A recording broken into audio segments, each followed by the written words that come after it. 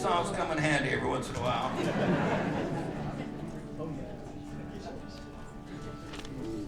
I love playing the big 12 string, you know.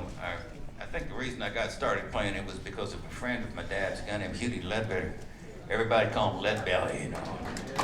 He called himself the king of the 12-string guitar.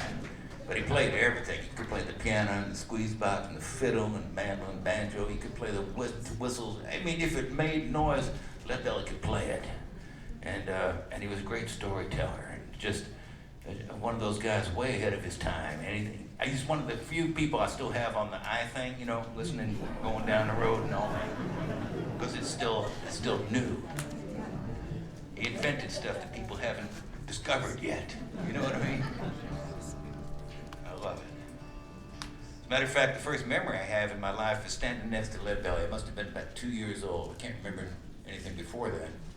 And I know I was about 2 because by the time I was 3, he was already gone. So I just remember standing there, coming up to his knee or something, standing around. And I asked myself a couple of years ago, I said, Arlo, why would standing next to somebody for just a couple of seconds or a minute or two, why would that moment in time stay etched in your brain for your entire life, you know? Must be something special about the guy, I have no idea, but it's just there, you know.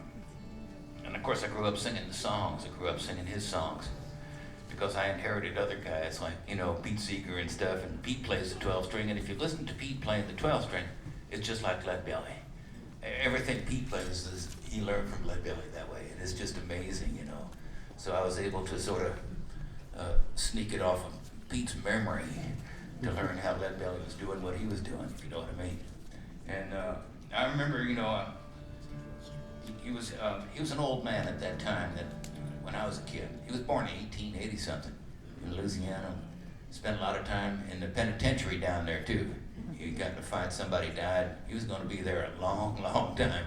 But they let him out. It's just a great story. They let him out and gave him a full pardon because he wrote great songs. What a freaking concept. Imagine how many songs are locked up around the world, you know. He went on, he wrote songs like The Midnight Special and Good Night Irene, songs people know. They don't always know where they come from, but I grew up singing, loving them.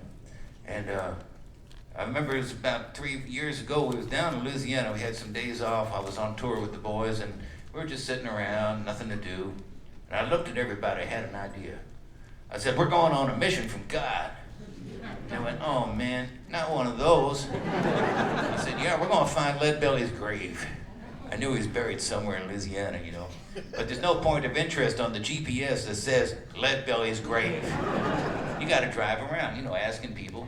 So we're driving around Louisiana and looking it up and everything, and eventually outside of Shreveport, we come to a little church up on a hill. We pull the tour bus around the back, and we're walking through this graveyard, just looking around, and we come to this tombstone that was just bigger than all the rest, you know. And we walked up to it, it said, Hughie Ledbetter, Leadbelly, king of the 12-string guitar. We had found Leadbelly's grave. And I was so freaking excited. And had a big wrought iron gate, you know, all around him and everything. And somebody said, they still got him locked up. So we broke that open. Got out the 12-string, sat on his grave. I remembered sitting in his lap, you know, just sang some of the old songs and stuff. And this is one of them, one I always loved. All those years that I played with Pete, there wasn't one night, one show that we ever let go by without doing one Leadbelly song. And I'm not going to let tonight be any different. So here's an old one I always loved.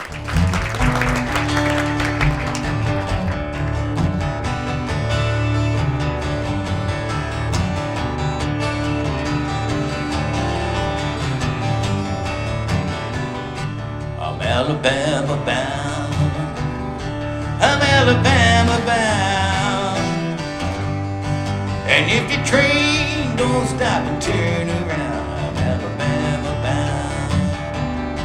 Oh, don't you leave me here, oh, don't you leave me here, and if you must go anyhow, leave a dime for me. I'm Alabama bound, I'm Alabama bound, and if your train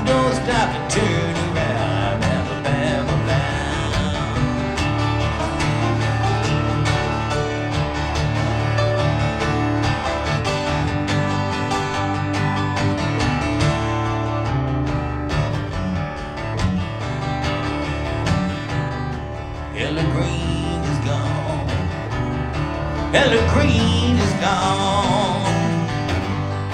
You know she drove to the country with the long clothes on, Alabama bound. I'm Alabama bound. I'm Alabama bound. And if the train don't stop and turn around, I'm Alabama bound.